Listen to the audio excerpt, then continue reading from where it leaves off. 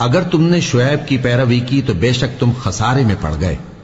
तो उनको जलजले ने आ पकड़ा और वो अपने घरों में औंधे पड़े रह गए।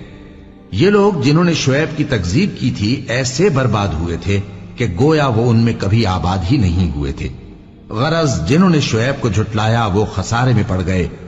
फिर शुएब उनमें से निकल आए और कहा कि भाइयों, मैंने तुमको अपने परवरदिगार के पैगाम पहुंचा दिए और तुम्हारी खैरखाही की थी, तो मैं काफिरों पर अजाब नाजिल होने से रंजो गम क्यों करूं? और हमने किसी शहर में कोई पैगंबर नहीं भेजा मगर वहां के रहने वालों को जो ईमान न लाए दुखों और मुसीबतों में मुब्तला किया ताकि वो आजिजी और जारी करें।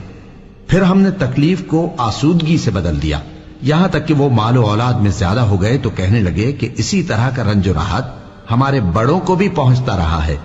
तो हमने उनको नागहां पकड़ लिया और वो अपने हाल में बेखबर थे।